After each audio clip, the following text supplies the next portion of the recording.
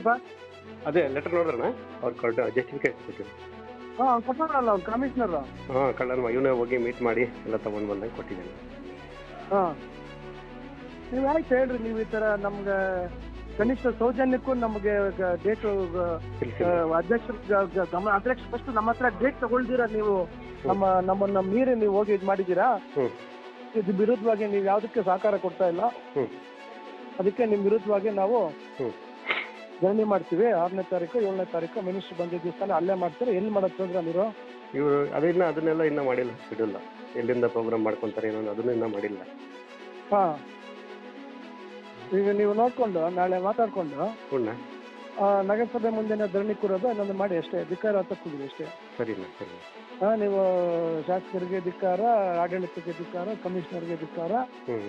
ನಮ್ಗೆ ಯಾವುದೇ ರೀತಿ ಗೌರವ ಕೊಡ್ತೀರಾ, ಇದು ಇಷ್ಟಾಂತರ ನಮಗೆ ಏನೋ ಏನೋ ಅವರೇ ಪರಮಾಧಿಕಾರ ಅಂತೇಳಿ ಕನಿಷ್ಠ ಚುನಾಯಿತ ಇದಕ್ಕೆ ಅಧ್ಯಕ್ಷರಿಗೆ ಗೌರವ ಕೊಡ್ತೀರಾ, ಕೈಗೊಂಬಗಳಂತ ಮಾಡ್ತಾ ಇದಾರೆ ಅಂತ ಕೂತ್ಕೊಳ್ಳಿ, ಧರಣಿ ಮಾಡ್ತಾರೆ ಮುಂದಿನ.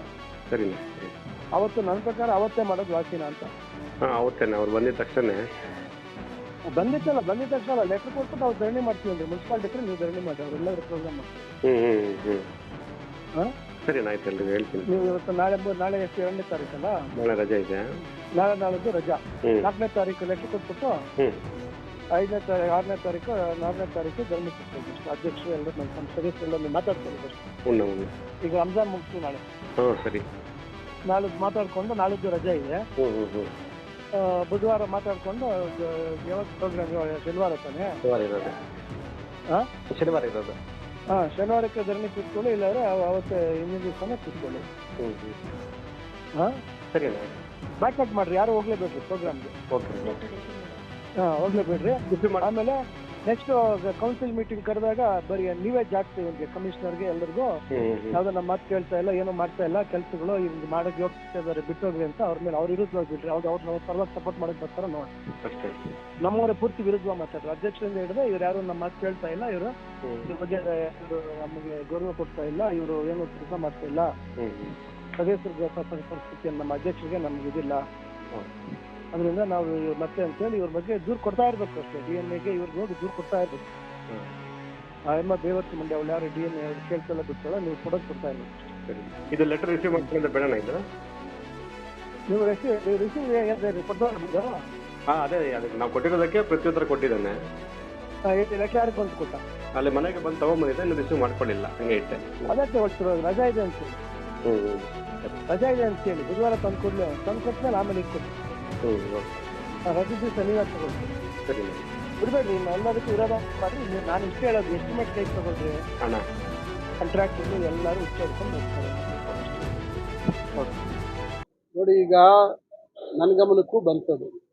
ಈಗ ಯಾರನ್ನ ಮಾತಾಡ್ತಾ ಇದ್ದಾರೆ ಅನ್ನೋದು ಯಾರಿಗೂ ಗೊತ್ತಿಲ್ಲ. ಪಾಪ ಕೆಲವರು ಹತಾಶರಾಗಿ ಈ ರೀತಿ ಪ್ರಯತ್ನ ಮಾಡ್ತಾ ಇದ್ದಾರೆ. ಈಗ ನೇರವಾಗಿ ಯಾರಾದರೂ ಅಧಿಕಾರಿಗಳ ಜೊತೆ ಸಂಭಾಷಣೆನ ಅಲ್ವಾ ಗೊತ್ತಿಲ್ಲ. ಯಾರ್ದು ಸಂಭಾಷಣೆ, ಯಾರ್ದು ಧ್ವನಿ ಅಂತಕ್ಕಂಥದ್ದು ಸ್ಪಷ್ಟತೆ ಇಲ್ಲ. ಆದರೆ ಪಾಪ ಅವರು ಇದರಲ್ಲಿ ಏನೋ ಖುಷಿ ತಗೋಬೇಕು ಅಂತಕ್ಕಂಥ ಪ್ರಯತ್ನ ಮಾಡ್ತಾ ಇದ್ದಾರೆ. ಈ ರೀತಿ ಇವತ್ತು ಸಾಮಾಜಿಕ ಜಾಲತಾಣಗಳಲ್ಲಿ ಯಾರ್ಯಾರನ್ನೋ ಮಾತಾಡೋದು, ಯಾರನ್ನೋ ಸಂಬೋಧಿಸೋದು, ಕೆಟ್ಟ ಮಾತನ್ನು ಮಾತಾಡುವಂಥದ್ದು ಸಹಜವಾಗಿ ನೋಡ್ತಾ ಇದ್ದೀವಿ. ಆದರೆ ನೇರವಾಗಿ ವ್ಯಕ್ತಿ ಯಾರು ಅಂತಕ್ಕಂಥದ್ದು ಯಾರಿಗೂ ಮಾಹಿತಿ ಇಲ್ಲ. ಅದರಿಂದ ಕೆಲವರು ಆ ರೀತಿ ಖುಷಿ ತೆಗೆದುಕೊಳ್ಳುವಂತವ್ರು ಇದ್ದಾರೆ. ಅದರಿಂದ ಅವ್ರಿಗೆ ನಾವು ಹೆಚ್ಚು ಪ್ರತಿಕ್ರಿಯೆ ಕೊಡುವಂತ ಕೆಲವು ಸಾರ್ವಜನಿಕರು ತಾವು XML ಇದ್ದಾಗ, ವಿರೋಧ ಪಕ್ಷದಲ್ಲಿ ಇದ್ದಾಗ ಮಾತನಾಡಿದ್ರಿಂದ ಈಗ ಹೋಲಿಕೆ ಮಾಡಿ ಪಕ್ಷ ವಿರೋಧಿ ರೀತಿಯಲ್ಲಿ ಬಿಂಬಿಸ್ತಾ ಇದ್ದಾರೆ. ಅವರು ಹತಾಶತನವನ್ನು ತೋರಿಸಿದ್ರು. ಬಟ್ ಆಡಿಯೋ ನಿಮ್ಮದೇ ಯಾರ್ದು ನನಗೆ ಗೊತ್ತಿಲ್ಲ. ನಾನು ಯಾರ ಜೊತೆ ನನ್ನ ವಾಯ್ಸ್ ಹೌದಾ ಅಲ್ವ ಅಂತ ನನಗೆ ಗೊತ್ತಾಗ್ತಾ ಇಲ್ಲ.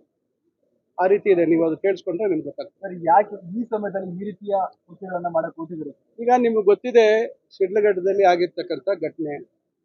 ಬಹುಶಃ ಅದಕ್ಕೋಸ್ಕರ ಅವರು ಹತಾಶರಾಗಿ ಈ ರೀತಿ ಏನೋ ಪ್ರಯತ್ನ ಮಾಡ್ತಾ ಇರ್ಬೋದು. ಅದಕ್ಕೆ ಯಾವುದಕ್ಕೂ ಇವತ್ತು ಒಬ್ಬ ಅಧಿಕಾರಿಗೆ ನೇರವಾಗಿ ಅವಾಚ್ಯ ಶಬ್ದಗಳನ್ನ ನೇರವಾಗಿ ಬೈದಿರ್ತಕ್ಕಂಥ ವಿಚಾರಕ್ಕೂ ಇಲ್ಲಿ ಅವರು ಏನೋ ಒಂದು ಯಾವುದೋ ಆಡಿಯೋ ಇಟ್ಕೊಂಡು ಮಾಡ್ತಾ ಇರುವಂಥದ್ದಕ್ಕೂ ಯಾವ ರೀತಿ ಹೋಲಿಕೆ ಆಗುತ್ತೆ ಅಂತಕ್ಕಂಥದ್ದು ಯೋಚನೆ ಮಾಡಬೇಕು. ಸಾರ್ವಜನಿಕ ಜೀವನದಲ್ಲಿ ಯಾರೋ ವೈಯಕ್ತಿಕವಾಗಿ ಇಬ್ಬರು ಸಂಭಾಷಣೆ ಮಾಡುವಂಥ ಸಂದರ್ಭದಲ್ಲಿ ಏನಾದರೂ ಸಂಭಾಷಣೆಗಳು ನಡೀತದೆ. ಆದರೆ ನಿರ್ದಿಷ್ಟವಾಗಿ ಒಬ್ಬ ಅಧಿಕಾರಿಗೆ ನೇರವಾಗಿ ಫೋನ್ ಮಾಡಿ ಅವ್ರಿಗೆ ಸಂಬೋಧಿಸ್ತಕ್ಕಂಥದ್ದಕ್ಕೂ ಈ ರೀತಿಯಾಗಿ ಇರ್ತಕ್ಕಂಥದ್ದಕ್ಕೂ ಭಾಳ ವ್ಯತ್ಯಾಸ ಇದೆ. ಅದರಲ್ಲೂ ಕೂಡ ಅದು ಯಾರಿಗೆ ಮಾತಾಡಿರುವಂಥದ್ದು ಕೂಡ ಭಾಳ ಸ್ಪಷ್ಟತೆ ಇಲ್ಲ. ಅದರಿಂದ ಭವಿಷ್ಯ ಅದಕ್ಕೆ ಸಂತೋಷ, ಅವ್ರಿಗೆ ಖುಷಿ ಸಿಗೋದ್ರಿಂದ ಖುಷಿ ತಗೊಳ್ಳಿ. ಸರಿ, ಅದು ಸ್ಪಷ್ಟತೆ ಇಲ್ಲದಿದ್ರು ಸಹ ನಿಮ್ಮ ಹೆಸರನ್ನ ಹಾಕಿ, ನಿಮ್ಮ ಫೋಟೋವನ್ನ ಹಾಕಿ ಸಾಮಾಜಿಕ ಜಾಲತಾಣದಲ್ಲಿ ಫುಲ್ ವೈರಲ್ ಮಾಡ್ತಾ ಇದ್ರು. ಗಮಕಿ ಸುಧಾಕರ್ ಗಮಕಿ ಅಂತಾನೆ ಮೆನ್ಷನ್ ಮಾಡಿ. ಈಗ ಸಾರ್ವಜನಿಕ ಜೀವನದಲ್ಲಿ ನಮ್ಮ ವಿರೋಧಿಗಳು ನಮ್ಮ ಬಗ್ಗೆ ಬಹಳಷ್ಟು ಅವಹೇಳನಕಾರಿಯಾಗಿ ಮಾತಾಡುವಂಥದ್ದು ಸಹಜ. ಇಲ್ಲ ನಮ್ಮ ಕಾರ್ಯಕರ್ತರು ನಮ್ಮ ವಿರೋಧಿಗಳನ್ನ ಅವಹೇಳನಕಾರಿಯಾಗಿ ಮಾತಾಡ್ಕೊಳ್ಳುವಂಥದ್ದು, ವೈಯಕ್ತಿಕವಾಗಿ ಎಲ್ಲಾದ್ರೂ ಕೂತಾಗ ಮತ್ತೊಂದು ಮಾಡುವಂಥದ್ದು ಸಹಜ.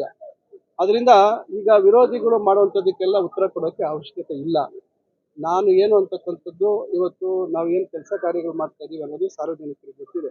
ಅದರಿಂದ ಅವರು ಈಗ ಪ್ರಧಾನಮಂತ್ರಿಗಳ ಬಗ್ಗೆನೂ ಇವತ್ತು ಬಹಳಷ್ಟು ಆಗ್ತಾರೆ, ಇವತ್ತು ನಮ್ಮ ಮುಖ್ಯಮಂತ್ರಿಗಳ ಬಗ್ಗೆನೂ ಆಗ್ತಾರೆ, ನಮ್ಮ ಉಪಮುಖ್ಯಮಂತ್ರಿ ಬಗ್ಗೆ ಆಗ್ತಾರೆ, ಇನ್ನೊಬ್ಬರ ಬಗ್ಗೆ ಆಗ್ತಾರೆ, ಮತ್ತೊಬ್ಬರ ಬಗ್ಗೆ ಆಗ್ತಾರೆ.